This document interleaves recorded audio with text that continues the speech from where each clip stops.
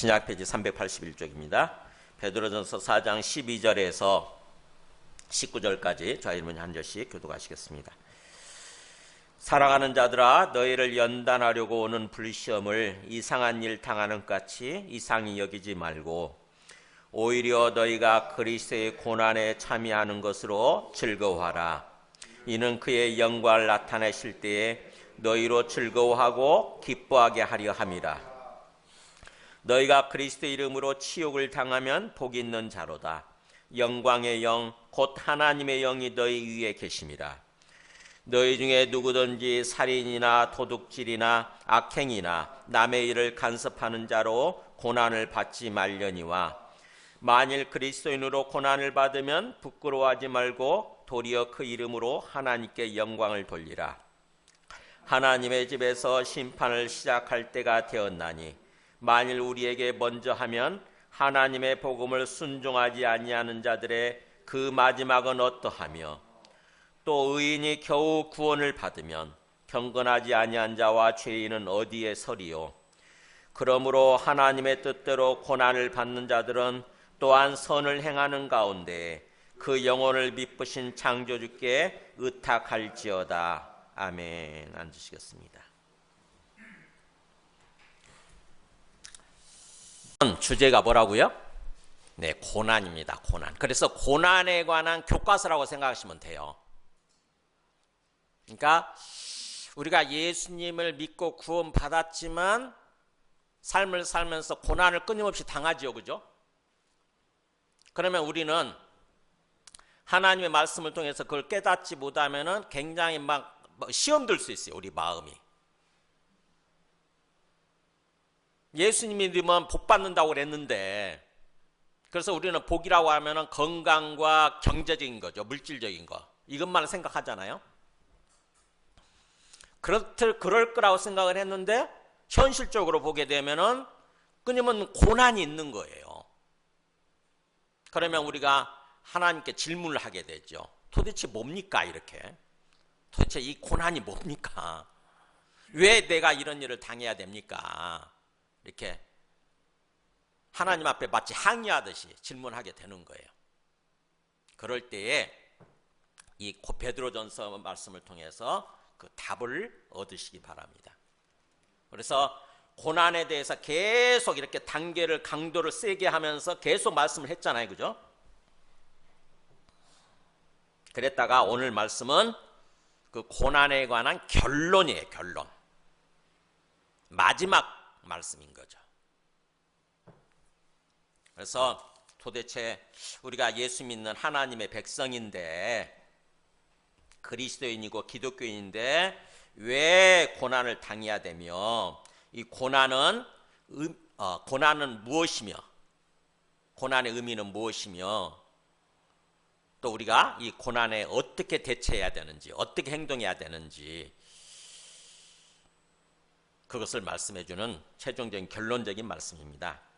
오늘 말씀을 나누기 전에 제가 한번 사진을 한번 보여줘 보세요. 우리 파워포인트에. 누구냐면은 메리암 이브라임. 이 여자예요. 여자. 그때 당시에 27살 먹었는데 이 남편이고 수단 여자예요. 수단 아시죠? 나라? 근데 이 사람이 이 기독교인 남편을 만난 거죠. 기독교인 남편과 결혼을 한 거예요. 그래서 수단은 이슬람 국가인데 그것 때문에 이 사람에게 사형 판결을 내립니다. 그때 당시에 이 여자는 임신한 상태였어요. 임신한 지 몇 개월 됐다고? 8개월 때. 임신한 지 8개월 때 이 사람한테 사형 판결 내리고 또 매도 100대나 태형을 100대나 이렇게 때렸다고 그래요. 그리고 나중에 감옥에서 손발이 묶인 상태로 출산을 하게 되죠. 그러면서 기독교 신앙을 포기하라고 이슬람교로 이렇게 개종하면 인정하면은 풀어주겠다고 이렇게 협박을 한 거예요. 근데 이 사람이 만일 나를 처형할 거라면 그렇게 해라. 이 여자가 그렇게 한 거예요. 나를 만약 너를 처형하려고 한다면 처형해라. 그렇다 할지라도 나는 내 믿음을 포기하지 않겠다. 내 신앙을 버리지 않겠다.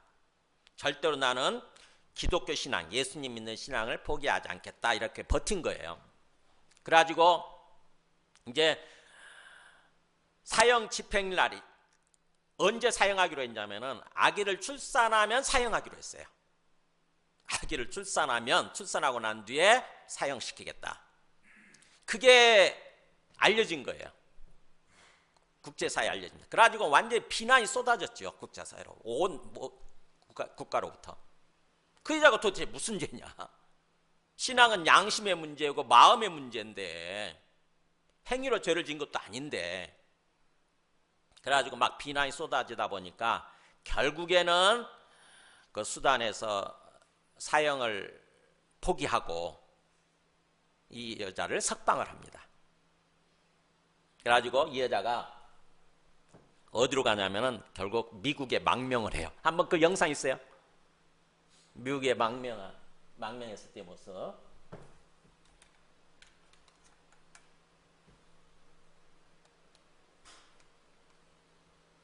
네. 죽음에 내몰린 그런 대표적인 케이스인 거죠. 엄청난 고난을 받고, 그런데도 그 믿음을 포기하지 않고 그냥 하나님께 아예 그 생명을 맡겨버린, 그랬더니 또 하나님께서 이 여인을 지켜주셔서 풀려나게 하시고, 또 망명해서 미국에서 지금은 잘 살고 있죠. 행복하게. 특별히 자기처럼 그렇게 핍박받고 고난받는 사람들을 위해서 지금 섬기는 일, 사역하는 일을 하고 있죠. 자, 오늘 말씀을 보면은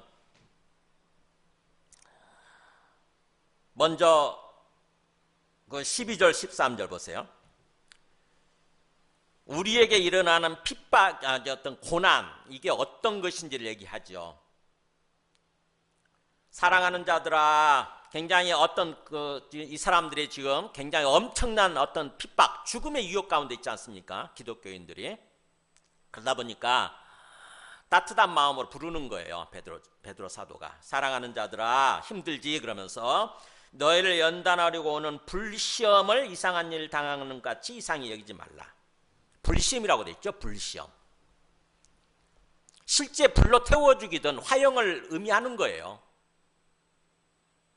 기독교인들 잡아가지고 광장이죠. 그게 운동장, 큰 운동장에다 기둥에다 묶어놓고 밑에다 나무 쌓아놓고 이렇게 태워 죽였잖아요. 화형시켰죠. 불로. 그리고 또는 그 광장에서 사람들 놓아두고 사자나 호랑이 이런 어떤 짐승들을 풀었잖아요. 그들에게 물려 죽게 만든 거죠. 그러니까 혹독한 그 불시험, 불과 같은 시험, 고난이죠. 그것을 당할 때에 이상한 일 당하는 같이 이상히 여기지 말라, 이렇게 돼 있죠. 이상히 여긴다고 하는 것은 낯설게 여기는 거예요. 내가 기독교인인데, 하나님이 나를 구원해 주셨던 나는 기독교인인데 왜 내가 이런 일을 당해야지라고 생각하는 게, 이게 이상하게 생각하는 거예요. 이상하게 생각하지 마라. 오히려 너희가 그리스도의 고난에 참여하는 것으로 즐거워하라 그랬잖아요. 와, 이를 악물고 버티는 것도 힘든데 뭐라고 돼 있어요? 즐거워하라고 그래요. 즐거워하래. 아니, 고난을 즐거워하래. 기뻐하래. 그러니까는 어떻게 보면은 참 이 고난에 관한 마지막 결론적인 말씀이니까 굉장히 그 수준이 높지요. 그죠? 수준이 굉장히 높습니다. 높은 수준을 요구하는 거예요. 내가 정말 이유를 알 수도 없는, 어떻게 보면은 내가 선뜻 받아들이기 힘든 어떤 고난, 내가 특별히 잘못한 것도 없는데 엄청난 고난을 당할 때에 그걸 이상하게 생각하지 말고 오히려 즐거워하라, 기뻐하라, 이렇게 얘기하는 거예요. 그러면서 그 이유를 얘기하죠. 왜 우리가 어떤 힘든 고난을 당할 때에도 즐거워하고 기뻐해야 되는가? 이유가 뭐냐면은 12절 다시 한번 보세요. 사랑하는 자 너희를 연단하려고 오는, 이렇게 돼 있죠. 우리한테 주어지는 이해하기 힘든, 이유를 알 수 없는 이 고난은 하나님께서 왜 허락하셨다는 것입니까? 우리를 연단시키기 위해서라는 거죠. 그러니까 하나님이 알고 계신데요. 우리가 당하고 있는 이 지금의 고난을 하나님이 알고 계시고 하나님이 허락하셨다는 것입니다. 의도적으로 의지를 가지고 허락하셨다는 거죠. 그 이유가 뭐예요? 우리를 연단시키기 위해서라는 거죠. 연단시키기 위해서. 그러니까 우리를 파멸하고 멸망에 이르기 위해서가 아니라 연단시키기 위해서. 하나님의 목적은 그거라는 거예요. 그러면 연단이라는 게 뭐예요? 단련시킨다는 말을 쓰죠. 우리가 뭐 체력 단련 이렇게 쓰죠. 체력 단련. 그렇듯이 우리 마음을 단련시키는 거예요. 마음, 심령을 단련시키는 거죠. 단련시킨다고 하는 것은 뭐예요? 강하게 만드는 거죠. 정화시키면서, 깨끗하게 정화시키면서 강하게 만드는 것, 단련시키는 것. 그게 연단이에요, 연단. 지금 내가 이해할 수 없는 지금 이 당하고 있는 고난은 하나님께서 나를 단련시키기 위해서, 나의 심령, 나의 영혼을 단련시키기 위해서 하나님께서 의도적으로 허락하시고 지켜보고 계신다는 것입니다. 그러면은 우리가 나는 예수님 믿고 예수님 믿으면 구원받는다고 생각을 했고, 그래서 구원이라고 하는 것은 그냥 죽어서 천국만 가면 된다고 이렇게 생각을 했는데, 그런 거라고 생각을 했는데 뭔가 새로운 얘기를 하시죠. 그죠?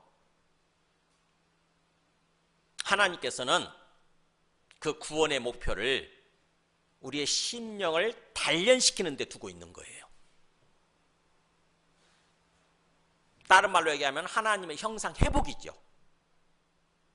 우리의 심령이 하나님의 원래대로 우리가 하나님의 형상을 따라서 지음받았었는데 하나님을 떠나면서 우리의 하나님의 형상이 왜곡이 되고 일그러지고 잃어버린 거죠. 하나님의 형상을, 하나님의 모습을 잃어버린 것입니다. 하나님의 형상은 하나님의 모습이죠. 하나님의 모습을 따라서 하나님의 모습을 닮은 모습으로 우리가 지음받았었는데 그걸 잃어버린 거예요. 하나님의 모습이 아니라 이제는 짐승의 모습, 짐승의 형상으로 변해버린 거죠. 우리의 인격, 우리의 심령이 짐승의 형상, 마귀의 형상인 거예요. 마귀의 형상. 근데 하나님께서는 우리를 구원하신다고 그럴 때 원래대로 하나님의 형상을 회복시키려고 하시는 거예요. 그게 연단이에요. 그게 연단. 그 목적 때문에 하나님께서 어떻게 보면 눈물을 머금고 우리한테 고난을 허락하셨다고 하는 것입니다. 그렇다고 한다면 우리가 예수님 믿고 구원받아서 삶을 산다고 그럴 때 우리의 생각의 초점이 어디에 맞춰져야 되냐면은 이렇게 하나님의 생각에 맞춰져야 되는 거죠. 그냥 죽어서 천당이라는 곳에 가기만 하면 되는 게 아닌 거예요. 이 땅에서 사는 동안 하나님께서는 우리를 회복시키기를 원하시는 거예요. 하나님의 형상대로, 하나님의 모습대로 다시 회복시키기를 원하시는 거예요. 그것 때문에 그것을 위해서 고난을 허락하셨다는 것입니다. 그래서 우리가 불시험을 당할 때에 이상하게 생각하지 말고 또 하나님을 향해서 막 원망하고 불평하고 그러지 말고 어떻게 보면은 오히려 즐거워하고 기뻐하라는 거죠. 아, 하나님이 나를 다루고 계시는 거구나. 하나님께서 나를 이 고난을 통해서 나를 연단시키려고 하시는구나. 그래서 그 연단이 되면은 어떻게 됩니까? 나중에 그의 영광을 나타낼 때 13절 끝에 그래 있죠. 이는 그의 영광을 나타내실 때 너희로 즐거워하고 기뻐하게 하게 함이라. 결국 항상 최종 목표는 항상 어디에 맞춰져 있습니까? 예수님의 재림이에요. 예수님의 재림. 그의 영광을 나타낸다는 말은 예수님께서 나타나실 때 이런 뜻이에요. 예수님께서 재림하실 때에 이렇게 최종 우리가 이르게 될 시점은 그거거든요.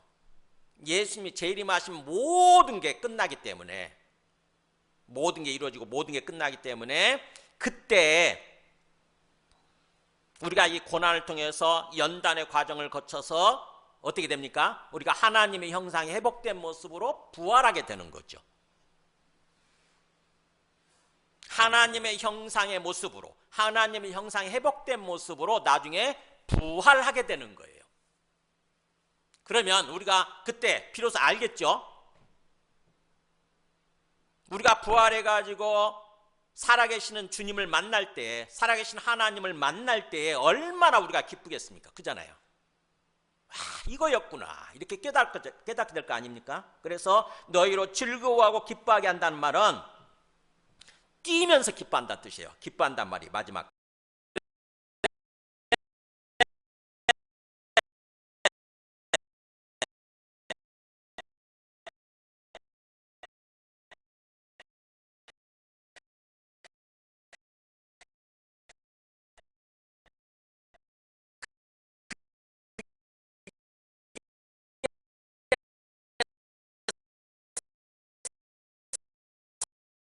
사실로 밝혀질 때에, 사실로 드러날 때 얼마나 기쁘겠어요. 우리가 당했던 모든 고난이 다 해석이 되겠죠. 그죠? 왜 하나님께서 그렇게 고난을 허락하셔서 나로 하여금 힘들게 만드셨던가.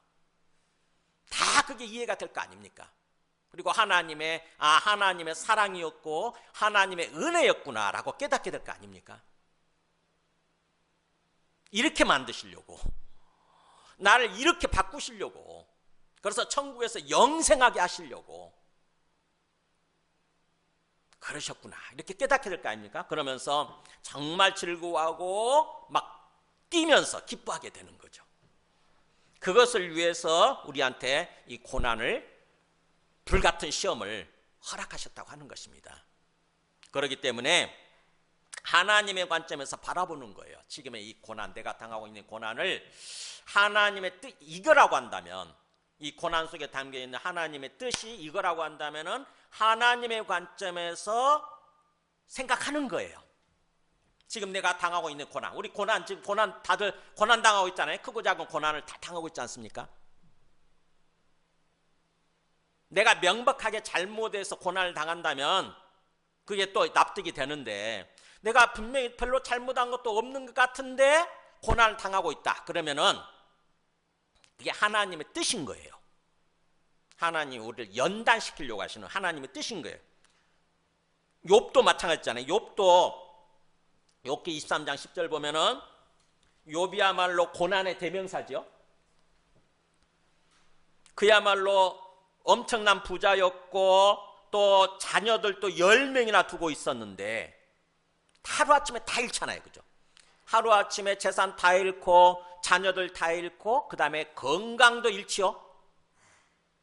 욥이 얼마나 그 이해가 안 되는 거죠. 욥은 분명히 하나님을 믿는 사람이었고 하나님께 택함 받은 사람이었어요. 근데 어느 날 갑자기 고난을 당한 거예요. 욥이 이해가 안 되는 거죠. 내가 잘못한 거 없는데, 내가 특별히 잘못한 거 없는 것 같은데 왜 이런 고난을 당해야 되지? 라면서 막 힘들 때, 정말 힘들 때, 그 고난의, 어떻게 보면 고난의 터널의 한가운데 있을 때, 그때 한 고백이 바로 이거예요. 23장이니까 42장까지 있는데 23장이니까 고난의 한 중앙 가운데 있을 때 그때 고백한 거예요. 뭐라고 하냐면은 그러나 내가 가는 길을 그가 하시나니. 지금 내가 너무 힘들지만, 내가 이 모든 환경에도 불구하고, 모든 상황에도 불구하고 내가 어디를 향해서 가고 있는지, 지금 내 최종 목적지가 어딘지 그거를 주님께서 알고 계신다. 그러면서 이렇게 얘기하죠. 한번 읽어볼까요? 그가 나를 단련하신 후에는 내가 순금같이 되어 나오리라. 이렇게 얘기하잖아요. 그가 나를 단련하신, 주님께서, 하나님께서 나를 지금 연단시키고 단련시키고 계시는 거구나. 이해할 수 없는 이 고난이라고 하는 것은 주님이 나의 심령을 단련시키고 계시는 거구나, 이렇게 고백하는 거예요. 막연하나마 어렴풋이 깨닫고 고백을 하는 거죠. 주님이 나를 단련시키고 계시는 거구나. 하나님의 형상을 회복시키려고 하시는 거구나. 그래서 이 단련의 시간이 끝난 다음에는 내가 내 심령이 어떤 모습으로 나올 거라고요? 순금처럼. 그야말로 불순물이 하나도 섞이지 않은 순도 100%의 순금처럼 그렇게 내 심령이 변화되어 있겠구나, 이렇게 고백하는 것입니다. 그래서 고난이라고 하는 것은 특별히 하나님을 믿는 하나님의 백성에게 있어서, 우리 기독교인에게 있어서, 그리스도인에게 있어서 고난이라고 하는 것은 하나님의 연단의 통로예요. 연단의 통로, 단련의 통로라고 하는 거예요. 주님께서는 우리를 그렇게 단련시키길 원하시는 거예요. 그 대표적인 모습이 바로 어떻게 보면 우리의 삶의 모델이라고 할 수 있는 예수 그리스도지요. 예수 그리스도가 하나님의 아들이심에도 불구하고 인간의 모습으로 이 땅에 오셔서 먼저 뭐예요? 고난을 당하시잖아요. 온갖 고난을 당하시잖아요. 그죠? 그 고난을 당하신 다음에 나중에 부활하시잖아요. 부활하셔가지고 하늘로 올라가시지 않습니까? 영광을 받으신 거죠. 그 예수 그리스도의 그 가는 길, 그게 바로 우리의 삶의 모델이 되는 거예요.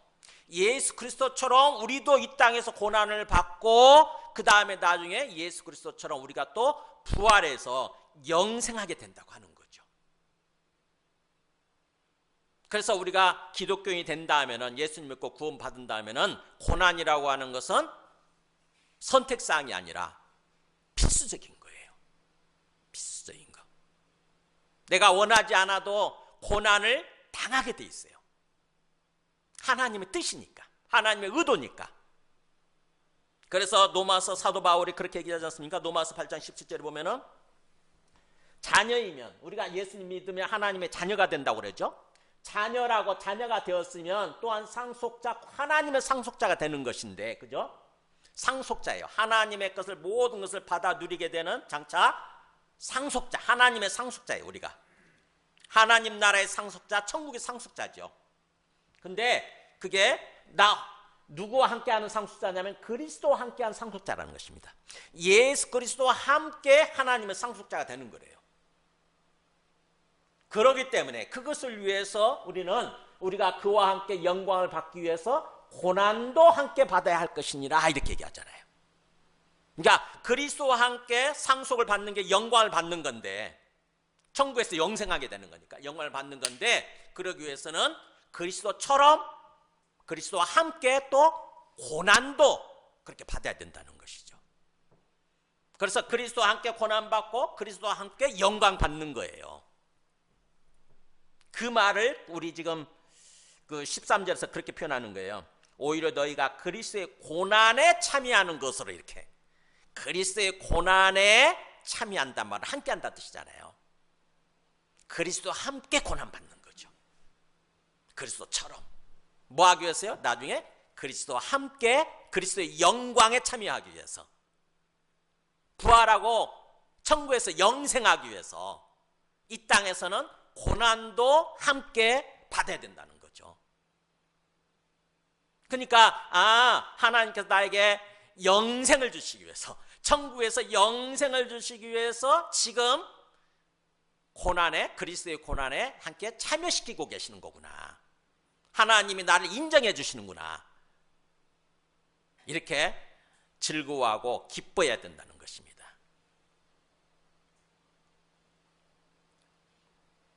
그래서 이 사도 바울이 빌립보서 보면은 이렇게 고백을 해요.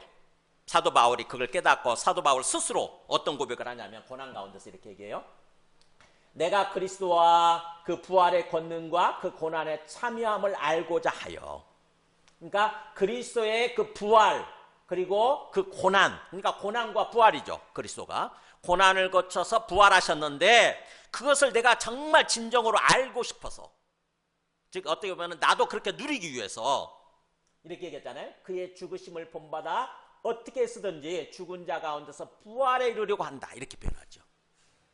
우리말대로 하면은, 우리말 순서대로 한다면 어떻게 하든지, 이게 먼저겠죠. 어떻게 하든지 그의 죽으심을 본받아 나중에 부활에 이루고 싶다. 이렇게 얘기를 하는 거죠. 그러니까 사도 바울의 다짐이에요. 깨닫고, 예수님을 믿는다고 하는 것은 이런 거구나라고 깨닫고 스스로 다짐하는 거예요.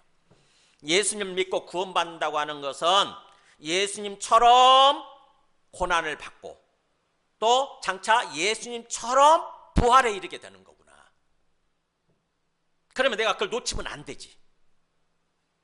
지금 고난 받는다고 해서 그걸 포기해버리면 안 되죠.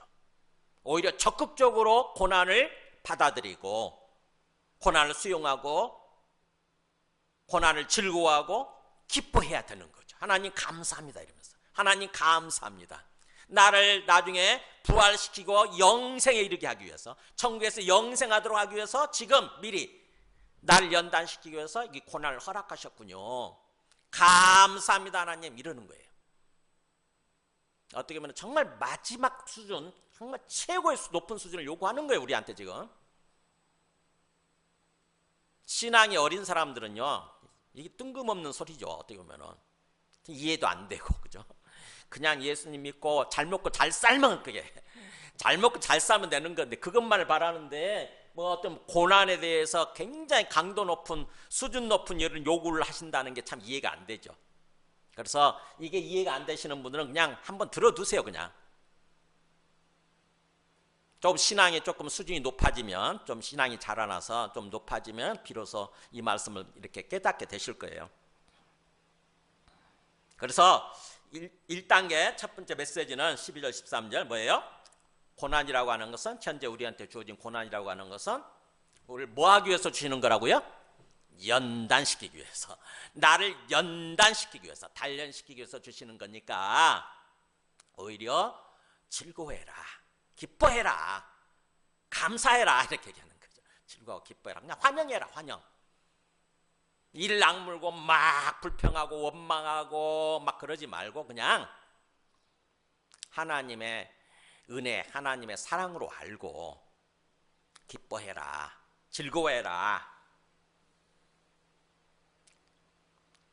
그 말씀입니다. 그 메시지입니다. 그 다음에 두 번째 메시지 14절에서 16절까지입니다. 14절 16절까지 보면은 너희가 그리스도의 이름으로 치욕을 당하면 복 있는 자로다.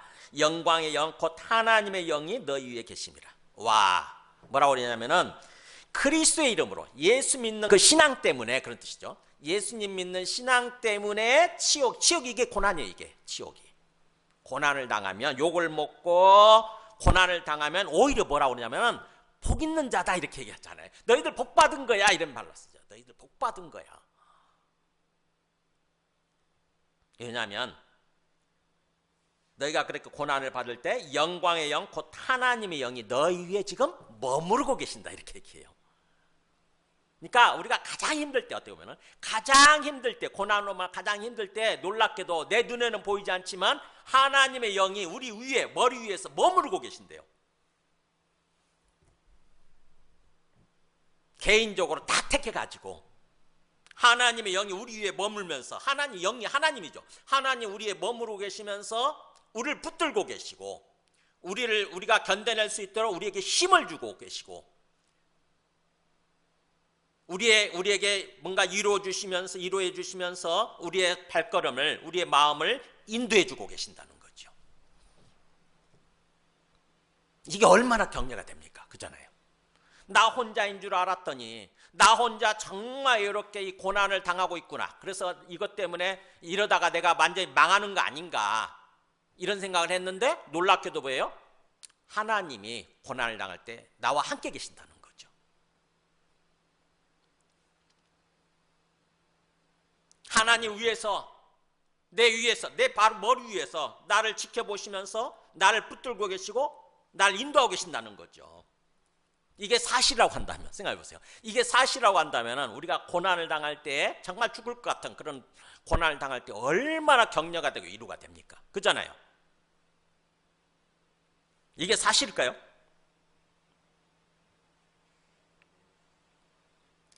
마태복음 5장 11절 보면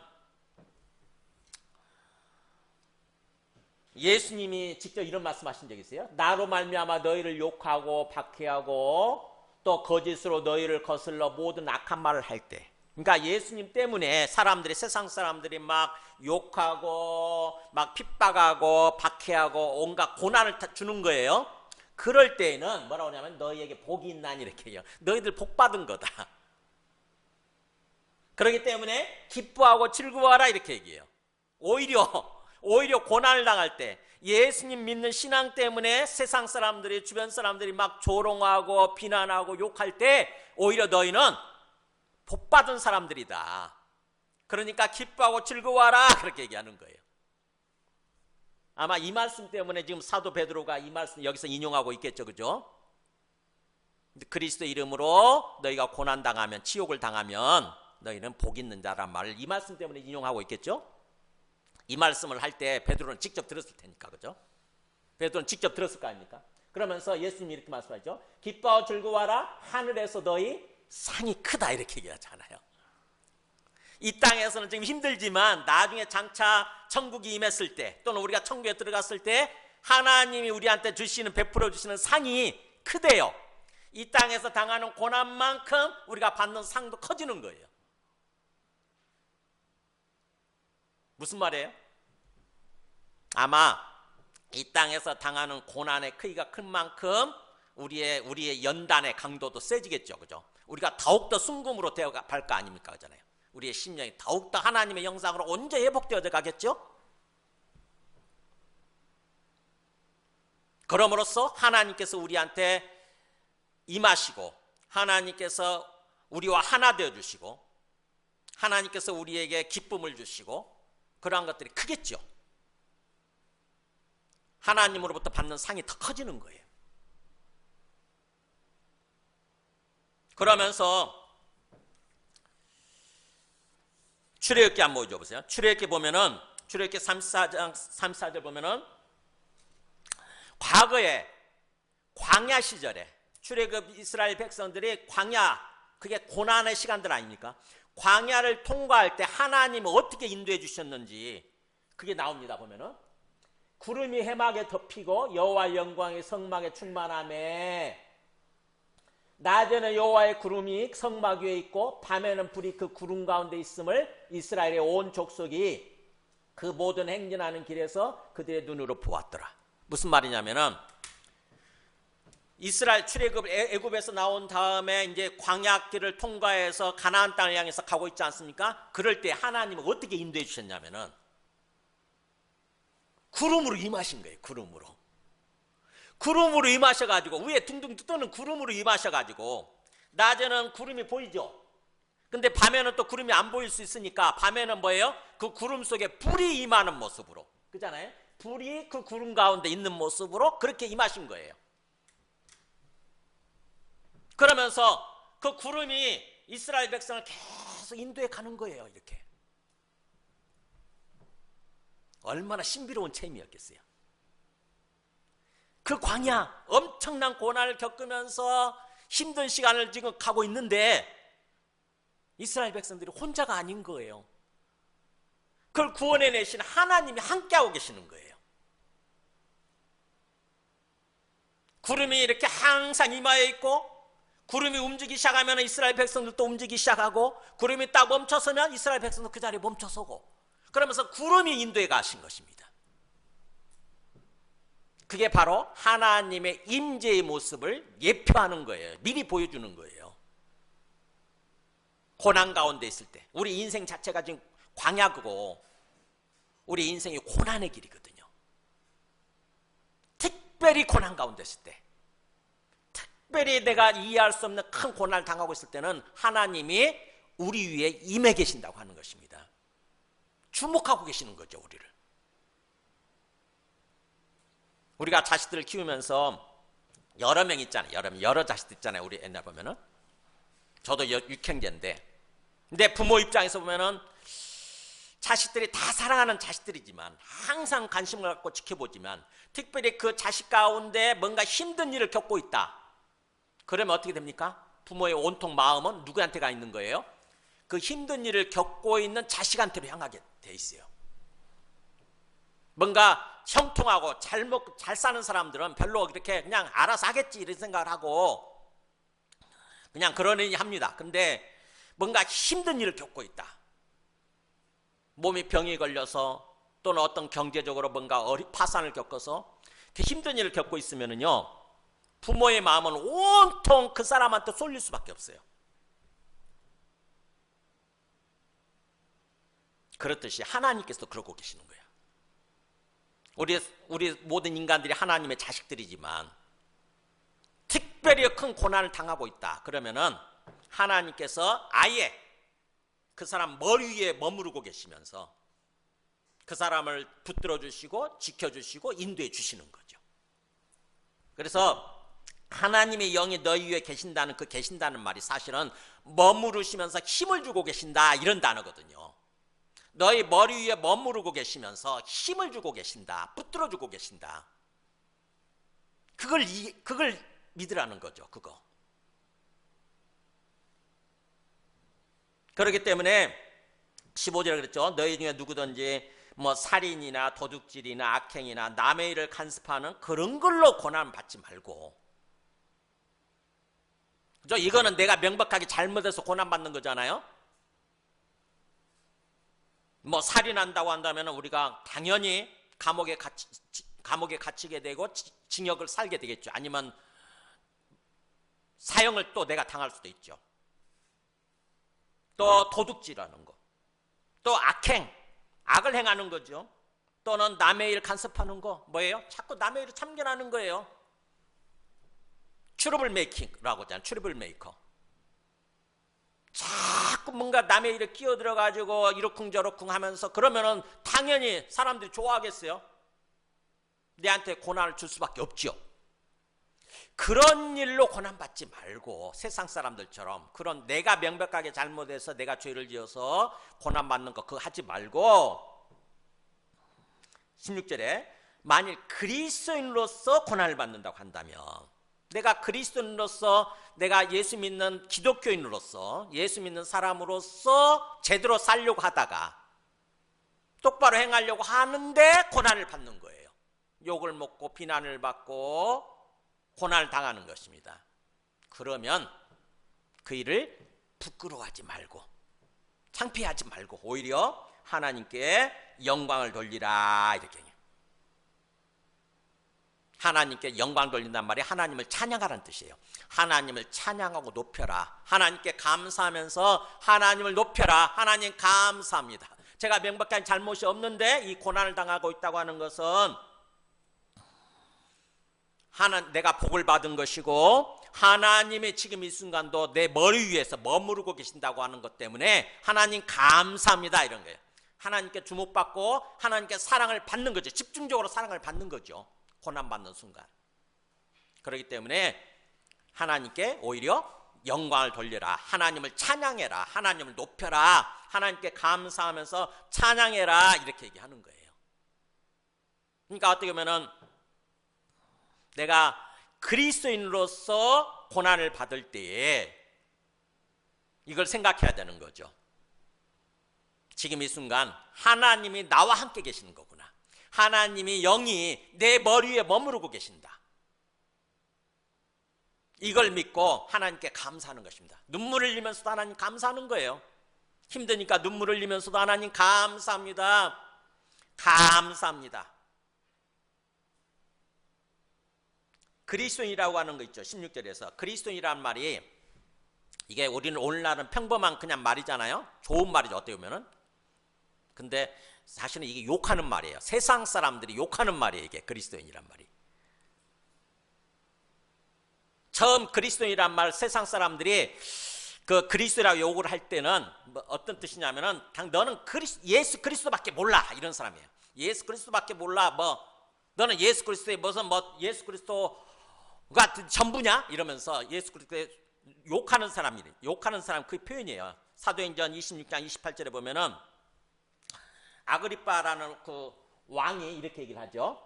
사도 바울이 내가 예수 믿는 것 때문에 이렇게 얘기를 한다고 그럴 때, 나는 예수님을 만났고 부활하신 예수님을 만났고 예수 믿는 것 때문에 이렇게 얘기를 한다고 그럴 때, 아그리빠라는 사람이 이렇게 얘기해요. 아그리빠가 바울에 이르되 너가 적은 말로 나를 권하여, 여기를 뭐라고 그럽니까? 그리스도인이 되게 하려고 하네 이러잖아요. 이 욕이에요, 욕. 너 조금 적은 말로 나를 그리스도인 만들려고? 이런 거예요. 오늘날 얘기하면 우리 예수 믿는 사람들을 자꾸 어디 가서 예수 믿는 거 얘기하고 그러면 뭐라고 욕하죠? 세상 사람들이? 예수쟁이란 말 들어보셨어요? 예수쟁이. 똑같은 말이에요. 예수쟁이. 쟁이라는 말이 욕이잖아요. 쟁이. 그냥 이렇게 하대하는 표현이잖아요. 뭐뭐쟁이, 뭐뭐쟁이. 장인이란 말이겠지 아마. 그것밖에 모르는 사람. 그러니까 세상 사람들 우리가 어디 가서 자꾸 예수 믿는 거 얘기하고 예수님 때문에 나는 술도 안 먹을 거야. 난 예수님 때문에 뭐 술집에 막 2차, 3차 안 가. 나는 그렇게 고집을 피우면은 사람들이 욕하거든요. 너는 예수쟁이구나 이렇게. 초대교회 당시에 세상 사람들이 그렇게 그리스도인이라고 그렇게 욕을 한 거예요. 너는 그리스도인이구나 이렇게. 근데 그 그리스도인이라고 욕을 먹고 고난을 받을 때 그런 뜻이에요. 16절에서. 만일 그리스도인으로서 그렇게 고난을 받으면 사실은 그게 창피하잖아요, 조금. 근데 부끄러워하지 마라. 창피하지 말고 오히려 하나님을 찬양해라. 하나님께 영광을 돌리라. 이렇게 얘기하는 것입니다. 그러니까 우리가 어디 가서 예수쟁이라고 욕 먹잖아요. 그러면 창피하지 말고 오히려 하나님을 찬양하라는 거예요. 하나님 감사합니다. 하나님을 높이라는 것입니다. 왜요? 그렇게 욕을 먹을 때 사실은 하나님이 우리 위에 계시는 거예요. 지금 우리 위에 머무르고 계시는 거예요. 하나님 특별히 나를 택하고 부르셔서 하나님이 내한테 집중하고 계시는 거예요. 나를 집중하고 계시는 거예요. 그렇기 때문에 하나님께 감사하면서 하나님을 찬양하고 높이라는 것입니다. 여러분 믿어지세요? 네. 고난을 받을 때 하나님이 어디에 계신다고요? 내 머리 위에, 내 머리 위에.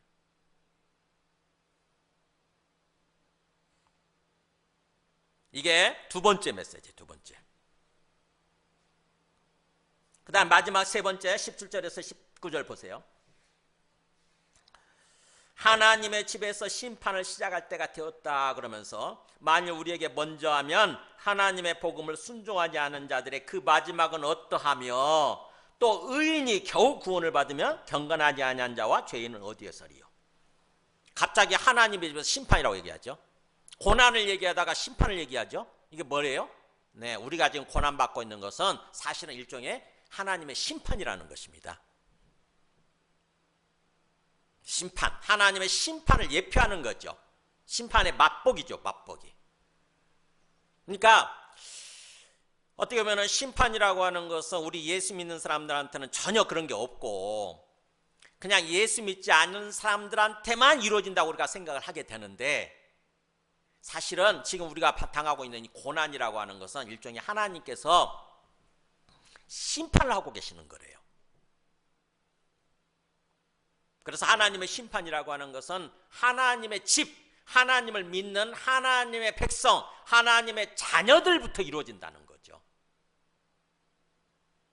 그 심판이 멸망을 주기 위한 심판이냐? 그렇진 않죠, 우리한테는. 예수 믿는 사람들한테는 뭐예요? 연단시켜서 영생을 주시기 위한, 복을 주시기 위한 그런 어떤 심판인 거예요. 심판의 성격이 좀 다르죠.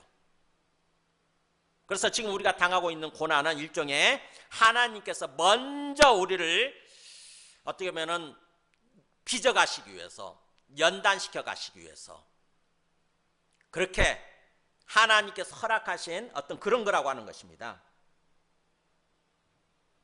그래서 우리가 의인이지만, 그죠? 의인이지만 이렇게 겨우 구원을 받는다는 거죠. 어떻게 보면 어렵게 구원받는다는 뜻이에요. 겨우라는 말이 어렵게. 그러니까 우리는 그냥 쉽게 생각을 하잖아요. 그냥 예수님 믿으면 구원받는데 그래가지고는 그냥 아주 쉽게 생각하는 거예요. 그런데 사실은 그렇지 않은 거죠. 연단의 과정을 거쳐서 고난을 통해서 연단의 과정을 거쳐서 겨우 구원에 이르게 되는 거예요. 완전한 구원이죠. 어떻게 보면 하나님의 형상으로 완전히 회복되는 모습. 그래서 부활해서 천국에서 영생하게 되는 거. 그게 어렵게 이루어진다고 하는 것입니다. 어렵게 겨우 이루어진대요. 우리는 예수 믿는 거 그냥 쉽게 생각하잖아요. 예수 믿는 그냥 뭐 다른 거 있어. 그냥 예수 믿으면 구원 받는데 천국 간대 그러면서 교회만 다니면 예수 믿는 거고 이렇게 쉽게 생각해 나는데 사실은 그렇지 않은 거죠. 하나님께서는 정말 어떤 고난을 통해서 우리를 계속 뭔가 다루시고 연단시키시고 자꾸 뭔가 빚어가셔서 결국 겨우 완전한 구원에 이르게 되는 거예요. 그렇다고 한다면은 아예 하나님을 믿지 않는 사람, 복음을 들어도 복음에 순종하지 않은 사람들 나오죠. 하나님의 복음을 순종하지 않은 자들의 그 마지막은 어떠할 것인가? 우리가 예수 믿고 의인이 됐는데도 불구하고 이렇게 어렵게 겨우 구원을 받는다고 한다면 복음을 받아들이지 않는, 복음을 들었어도 순종하지 않는 그 세상 사람들, 그 죄인들, 그 사람들의 심판은 어떻게 될 것인가 생각해 보라는 거예요. 우리가 미루어 짐작할 수 있는 거죠. 우리가 예수님 믿고 구원 받았어도 이렇게 고난을 통해서 힘든 어떤 그 시간을 보내고 있는데 예수 믿지 않는 사람들의 그 심판은 얼마나 힘들 것인가 생각해 보라는 것입니다. 어떻게 사람들 어떻게 심판받는다고 그럽니까? 우리 그 에스겔서에 이제 요한계시록에 나오죠.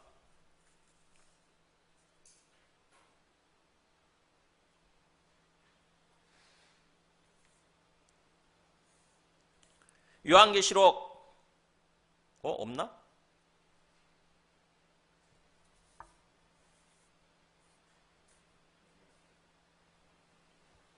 없죠. 네, 요한계시록을 제가 그 말씀을 준비해놓고 빼버렸네. 어디 나오냐면요. 요한계시록 20장. 왜 뺐지? 요한계시록 20장 보면은 21장이 나오네. 21장 8절에 한번 보여주실 수 있어요? 말씀을. 21장 8절.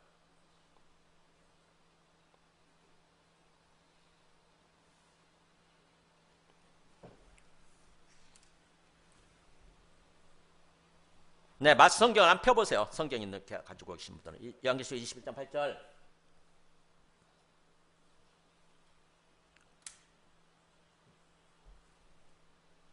읽어볼까요? 요한계시록 21장 8절. 그러나 두려워하는 자들과 믿지 아니하는 자들과 여기 나온 얘기 읽어볼게요. 자 보세요. 그러나 두려워하는 자들과 믿지 아니하는 자들과 흉악한 자들과 살인자들과 음행하는 자들과 점술가들과 우상 숭배자들과 거짓말하는 모든 자들은 불과 유황으로 타는 못에 던져지리니 이것이 둘째 사망이라. 이게 믿지 않는 사람들의 마지막 결론이에요. 어디에 들어간다고요? 불과 유황으로 타는 못에 던져질 거다. 우리 유황불 못 보셨어요? 용암이 끓고 있는 그거 한번 보세요. 그곳에 던져진다고 생각해 보세요. 용암이 펄펄 끓고 있는 그곳에 던져진다고 한번 생각해 보세요. 근데 그곳에 보통 지금 보면 던져지게 되면 그냥 녹아버리잖아요. 녹아버리고 없어지게 되는데 이 불과 유황못은 없어지지 않는 거예요. 녹지 않는 거예요. 죽지 않는 거예요. 죽고 싶어도 죽지 못하는 거예요. 죽지 못한 채 살아있는 모습으로 계속 불과 유황못에서 뭔가 타고 있다고 생각해 보세요. 계속 고통을 받고 있다고 생각해 보세요. 1, 2년도 아니고 한두 시간도 아니고 영원토록. 이게 믿지 아니하는 사람들의 결론인 거예요. 최종. 이게 심판이에요. 심판. 그러니까 이거를 염두에 두고 지금 사도 베드로는 얘기를 하는 거예요. 우리들도 이 고난을 통해서 겨우 구원을 받는다고 한다면 이 복음을 순종하지 않는 사람들의 그 마지막이 어떠할 것인가 생각해 보라는 거죠. 어떻게 된 거 마지막에? 풀과 유황을 타는 못에 던져지게 된다는 거죠. 그렇다고 한다면은 지금 어떻게 보면은 지금 우리가 당하고 있는 고난은요, 그곳에 던져지지 않기 위해서, 저곳으로 들어가지 않기 위해서 하나님이 우리를 빚어가시는, 연단시켜 가시는 그런 과정인 거예요. 그러니까 감사하게 되는 거죠. 지금의 고난을 감사하게 되는 거. 오히려 부모님이 옛날에 보면은 자식이 잘못했을 때 종아리 걷어 해가지고 종아리 회초를 때리잖아요. 왜 때리는 거예요? 그 아이를 훌륭한 사람으로 키우기 위해서, 훌륭한 사람이 되도록 하기 위해서 눈물을 머금고 회초를 때리는 거죠. 나중에 훌륭한 사람이 된다면 그 아들이 알겠죠. 이것 때문에, 이것을 위해서 우리 부모님께서, 우리 엄마 아빠가 나를 이렇게 회초리로 종아리를 때리셨구나, 이렇게 깨닫게 되겠죠. 그래서 어떻게 보면 감사하게 되는 거죠. 그러는 것처럼 지금 우리가 당하고 있는 고난이라고 하는 것은 장차 불과 유황못에 던져지지 않도록 하기 위해서 하나님께서 눈물을 머금고 우리를 단련시켜 가시는 그런 하나님의 어쩌면 사랑의 회초리, 사랑의 매라는 것입니다. 그걸 알고 감사하라는 거예요. 그래서 19절에 그랬죠. 마지막 결론 중에 결론이겠네요. 읽어볼까요? 같이 시작. 그러므로 하나님의 뜻대로 고난을 받는 자들은 또한 선을 행하는 가운데에 그 영혼을 미쁘신 창조주께 의탁할지어다. 내가 잘못해서 고난을 받는 게 아니라 하나님의 뜻을 따라서, 나를 향한 하나님의 사랑의 뜻이죠. 하나님의 사랑의 뜻이에요. 하나님의 사랑을 따라서 내가 고난을 받고 있다고 한다면 뭐예요? 오히려 그것 때문에 불평하고 원망하고 막 당황하고 막 그러지 말고 참으면서 선을 행하는 가운데, 그랬잖아요. 묵묵히 하나님 뜻대로 사는 것입니다. 선행이라고 하는 것, 그죠? 선행이라고 하는 것은 하나님 뜻대로 사는 거예요. 선한 모습으로 선을 행하는 가운데 뭐라고요? 그 영혼을 미쁘신 창조주께 의탁할지어다. 영혼이라고 하는 것은 우리 생명이죠. 우리 생명을 누구한테? 하나님께, 창조주 하나님이라고 그랬어요. 하나님을 창조주라고 그러네. 왜 창조주를 말을 썼을까? 바로 처음 만드시는 거죠. 새롭게 만드시는 거예요. 어떻게 보면 하나님께서 이 고난을 통해서 나를 새롭게 만드시는 거죠. 새로운 사람으로 완전히 만들어 가시는 것입니다. 세상을 창조하신 그 하나님께서 나를 새로운 사람으로 만들어 가시는 거예요. 새롭게 마치 창조하시는 것처럼 그 창조주께 아예 맡기라는 거예요. 내 영혼을, 내 생명을 하나님의 손에 완전히 맡겨라. 하나님께서 나를 받으시고 하나님께서 나를 빚어가실 거라고 하는 거죠. 새로운 사람으로 만드실 거라는 것입니다.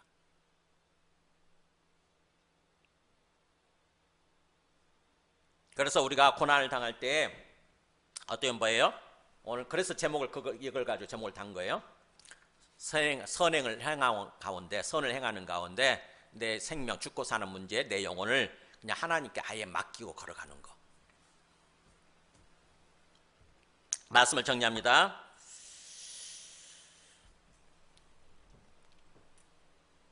하나님의, 우리가 예수님을 믿는 하나님의 백성인데도 불구하고, 우리가 의인인데도 불구하고 우리에게 당하는 고난이라고 하는 것은 뭐라고요? 하나님이 의도적으로 허락하신 거라는 것입니다. 하나님의 사랑의 회초리, 사랑의 매라는 거죠. 히브리서 12장 5절에 보면은 히브리서 기자는 아예 이거를 그렇게 집중적으로 다뤄요. 히브리서 12장 5절 보면 이렇게 나오잖아요. 내 아들아 그러면서 주의 징계하심, 주님께 허락하신 고난이죠. 이게 주의 사랑의 회초리예요. 주의 징계하심을 경히 여기지 말며, 가볍게 여기지 말라는 거예요. 내가 고난을 당할 때 그냥 시큰둥하고 보내지 말고 뭐예요? 깊이 생각하라는 거죠. 깊이 생각하고 깨달으는 거예요. 주의 징계, 주의 고난을 경히 여기지 말며 그에게 꾸지람 받을 때 낙심하지 말라. 뭔가 하나님 나를 꾸짖고 나무라는 것 같아. 내가 고난을 당할 때 그런 생각이 들잖아요. 그죠? 목사님을 통해서도 뭔가 조금 싫은 소리 들으면 짜증나지 않습니까? 그죠? 뭔가 목사님 나를 막 뭐라고 하는 것 같고 꾸짖는 것 같고 막 그러죠. 기분 나쁘죠? 근데 하나님께서 그렇게 하신다고 그럴 때에 그것 받을 때 가볍게 여기지 말고 낙심하지 말라는 거죠. 왜냐하면 6절 볼까요? 읽어볼까요? 시작. 주께서 그 사랑하시는 자를 징계하시고 그가 받아들이시는 아들마다 채찍질하심이라는 거죠. 왜 고난이 있다는 거예요? 주님이 나를 사랑하시기 때문에. 주님이 나를 받아주는 아들로 생각하기 때문에. 주님이 나를 사랑하시기 때문에, 또 주님이 나를 막 그대로 받아주시는 아들이기 때문에, 아들이라고 하셔서 그렇게 어떤 고난, 사랑의 회초리를 허락하셨다는 거죠. 그래서 너희가 참으면 징계를 받기 함이라 하나님이 아들과 같이 너희를 대우하시나니. 그잖아요. 하나님이 아들처럼 너희를 대우하시는 거다. 어찌 아버지가 징계하지 않는 아들이 있으리요. 그죠? 부모 입장에서 뭔가 아들한테 고난을 징계하지 않는 회초리를 가하지 않는 아들이 어디 있냐는 거죠. 아들이 잘못하고 그러면 회초리 당연히 드려야 되죠. 사랑하기 때문에 그 아들을 훌륭한 사람으로 만들기 위해서. 그래서 징계는 다 받는 것이거늘 너희에게 없으면 뭐예요? 사생자여 친아들이 아니니라. 내가 잘못했는데도 불구하고, 뭔가 내가 잘못된 길을 가고 있는데도 불구하고 전혀 꾸지람이 없고 징계가 없고 회초리가 없네? 그러면 그걸 의심해 봐야 되는 거예요. 혹시 난 버림받은 존재 아닌가? 난 친아들이 아니고 무슨 사생자, 그런 존재인가? 생각해 봐야 된다는 거죠. 하나님이 나를 친아들로 사랑하는 자로 생각하신다고 한다면은 가끔 하나님께서 나에게 회초리를 드시고 징계를 가하시고 고난을 주신다는 거죠. 그래서 내가 고난받고 있으면 오히려 하나님께 감사하는 게, 하나님 감사합니다. 나를 아들로 대우해 주셔서, 나를 사랑해 주셔서 감사합니다 하라는 거죠. 그 다음에 10절 보세요. 그래서 오직 하나님은 우리의 유익을 위해서, 그렇잖아요. 우리가 잘 되는 것을 위해서, 우리의 유익을 위해서 그의 거룩하심에 참여하게 하시느니라. 그러니까 연단의 과정을 통해서 우리가 어디에 동참하게 되는 거예요? 하나님의 거룩하심이에요. 그러니까 우리의 심령이 자꾸 연단되어지고 정화되어져 가는 거죠. 깨끗해져 가는 거예요. 그래서 결국 거룩에까지 이르는 거예요. 하나님은 거룩하신 분이시거든요. 거룩은 뭡니까? 깨끗함의 정도에 있어서 극치에 이른 상태가 거룩이에요. 거룩. 내익에서 그걸 다룹니다. 그러니까 우리가 부정한 상태, 더러워진 상태에 있다가 짐승의 피로 말미암아서, 예수님의 피로 말미암아서 정화되죠. 깨끗함을 정결한 사람으로 회복이 돼요. 근데 거기서 나아가서 뭐예요? 성령으로 말미암아서 우리가 또 거룩에 이르게 되는 거죠. 그래서 하나님은 그렇게 말씀하시죠. 나는 거룩하니 너희도 거룩할지어다, 이렇게 얘기하잖아요. 내가 거룩하니 너희도 거룩할지어다. 그러니까 하나님은 철저하게 거룩하신 분이시고 거룩한 상황에 계시는 분이세요. 근데 우리가 그 하나님을 만나고 하나님과 교제하기 위해서는, 하나님과 함께 더불어 그야말로 완전히 하나가 되어서 살아가기 위해서는 뭐예요? 우리도 거룩해져야 되는 거예요. 하나님은 고난을 통해서 우리를 거룩하게 빚어가고 계신다는 것입니다. 우리의 심령을 그렇게 거룩한 모습으로 빚어가고 계신다는 거예요. 하나님은 그렇게 우리의 유익을 위해서 그의 거룩하심에 참여하게 하고 계신다는 거죠. 하나님 그 징계, 고난을 통해서. 그래서 물론 징계가, 고난이 당시에는 즐거워 보이지 않고 슬퍼 보이나, 그죠? 우리가 고난을 당할 때는 누가 그걸 막 즐거울 수 있겠어요. 참 마음이 슬프고 힘들죠. 그렇지만 뭐라고 되어 있습니까? 나중에 그로 말미암아 연단받은 자들은 의와 평강의 열매를 맺느니라 그랬잖아요. 고난을 통해서, 징계를 통해서 연단받은 사람들은, 연단의 과정이 끝나게 되면 나중에 결국 우리가 뭐예요? 완전 우리의 심령이 의롭게 되고 완전히 의롭게 되는 거죠. 지금 우리가 신분상으로 의로움을 얻었죠. 근데 실제적으로 의로워지는 거예요. 그러면서 평강의 열매를 맺느니라. 우리 마음에 그야말로 샬롬으로 충만하게 되는 거예요. 평강으로, 평안으로, 샬롬으로 충만하게 되는 거예요. 이것이 우리한테 주어진 고난의 의미라고 하는 것입니다. 그러니까 우리가 어떻게 보면은 참 우리가 예수님 믿고 구원받았음에도 불구하고 의인이 되고 하나님의 백성이 되었음에도 불구하고 또 하나님의 자녀가 되었음에도 불구하고 고난을 당할 때 그 고난이라고 하는 것을 이렇게 그 고난의 의미가 무엇인지 말씀을 통해서 깊이 생각하고 깨달아야 되는 거예요. 하나님이 나를 미워해서가 아니라 하나님이 나를 미워해서가 아니라 오히려 하나님이 나를 사랑하셔서 나를 지금 연단시키고 계시는 거구나. 하나님의 형상으로 완전히 회복시키고 계시는 거구나. 그러면서 그걸 생각하고 하나님께 감사하는 거예요. 하나님 눈물을 먹으면서 눈물을 뚝뚝 흘리면서도 하나님 감사합니다. 하나님 감사합니다. 하나님 찬양합니다. 이렇게 하는 거예요. 실제로 우리가 고난당하지 않으면 얼마나 우리가 하나님 별로 찾지 않잖아요. 그죠? 좀 힘들 때 비로소 우리 마음이 가난해지면서 우리 마음이 낮아지면서 막 하나님 열심히 찾고 하나님 앞에 뭔가 나를 돌아오면서 회개도 하고 막 이러잖아요. 뭔가 우리가 잘 나갈 때는요, 잘 나갈 때는 별로 하나님 찾지 않아요. 그냥 막 건강하고 막 경제적으로 막 모든 하는 일들이 막 잘 되고 그래가지고 막 그냥 어떤 부에 있어서도 넘치고 막 그럴 때는요, 하나님 별로 찾지 않습니다. 우리 심령의 기름기가 쫄쫄쫄쫄 흐르죠. 그래서 막 우리가 7, 80년대 있잖아요. 7, 80년대 굉장히 힘들 때는 정말 새벽 기도도 나오고 하나님 앞에 하나님 열심히 찾고 그랬는데 뭔가 좀 90년대 들어오면서 조금 뭔가 우리가 잘 먹고 잘 살아지고 막 부자가 되면서 하나님 떠나잖아요. 하나님 떠나기 시작하잖아요. 심령이 기름기가 흐른 거예요. 하나님께서 복을 주셨는데 그 복 때문에 하나님 주시는 복 때문에 오히려 진짜 복을 잃어버리는 거예요.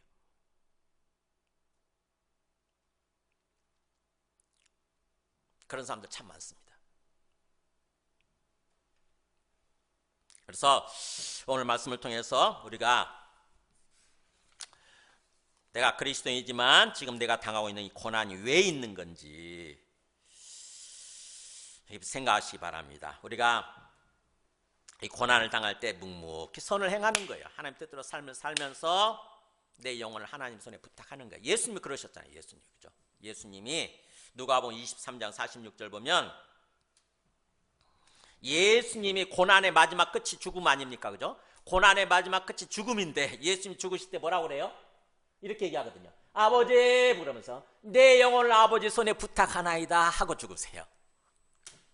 내 영혼을 아버지 손에 부탁하나이다. 지금 그 말씀 얘기하는 거예요.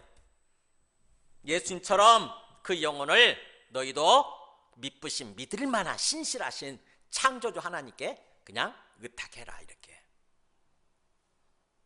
스데반도 그랬죠. 예수님뿐만 아니라 스데반도 또 그래요. 스데반도 돌에 맞아 죽잖아요. 사도행전 7장 59절 보면 이렇게 나오잖아요. 그들이 돌로 스데반을 치니 스데반이 부르짖어 이르되 뭐라고 그래요?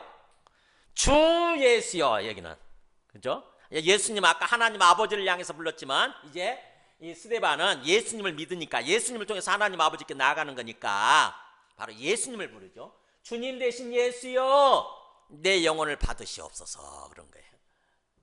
그리고는 하나님께서 그 영혼을 받으셔서 죽지요. 이런 자세로 살라는 것입니다. 이런 자세로. 우리가 이 땅에서 고난을 당할 때 정말 이해할 수 없는 극심한 고난을 당할 때 그냥 내 영혼을 하나님 손에 의탁하고 창조주 하나님께 맡기고 우리는 묵묵히 선을 행하는 거예요. 묵묵히 선을 하나님 뜻대로 살려고 하는 거예요. 그럴 때에 하나님께서 하나님의 뜻이면 우리가 죽을 수도 있죠. 어떻게 보면은. 근데 또 하나님의 뜻이면 우리를 살려주시고 아까 아까 그 이브라임처럼 그 수단 여성처럼 하나님이 살려주시고 우리 삶에 또 이 땅에서도 복된 삶을 살아가도록 주님께서 인도해 주시는 거죠. 마가복음 10장 29절 마지막 말씀입니다. 예수님이 이렇게 말씀하세요. 우리한테 요구하시면서 예수께서 이르시되 내가 진실로 너희에게 이르노니 나와 복음을 위해서, 예수님을 위해서, 그리고 복음을 위해서 집이나 형제나 자매나 어머니나 아버지나 자식이나 전토를 벌인 자는, 그러니까 예수님께 완전히 맡겨버리는 거죠. 그죠? 예수님을 위해서, 또 복음을 위해서, 예수님 때문에, 복음 때문에 우리가 이 땅에서 막 탐내고 욕심부리고 살아가는 그런 것들 있죠. 우리한테 주어진 것들, 집, 형제 자매, 아버지 어머니, 심지어 자식, 심지어 전토라고 해서 우리의 재산이라고 할 수 있죠. 논밭이니까 이거를 그냥 아예 예수님께 맡기고 그냥 이렇게 버린 자는, 예수님께 버린 거죠. 완전히 버렸다는 뜻이 아니라 예수님께 맡긴 거죠. 그런 자는 뭐라고 되어 있습니까? 현세에 있어 집과 형제와 자매와 아버지와 자식, 어머니와 아버지와 어머니와 자식과 전토를 뭐라고 되어 있습니까? 하나님 뜻이면 100배나 받고, 그 대신에 박해를 겸하여 받고 그랬잖아요. 아까 고난을 통해서 100배를 받고, 그 다음에 내세 영생을 받지 못할 자가 없느니라. 영생. 궁극적인, 하나님께서 궁극적으로 우리한테 주시고자 하는 것이 영생이니까, 부활과 영생이니까. 그러니까 이 땅에서도 하나님의 뜻이면 100배를 받아들일 수 있고, 또 장차 영생을 얻게 된다고 하는 거죠. 하나님께 완전히 맡기고 걸어갈 때에 우리는 그런 자세로 삶을 살아야 된다고 하는 것입니다. 우리 함께 찬송하고 찬양하고 기도하겠습니다. 찬송가 336장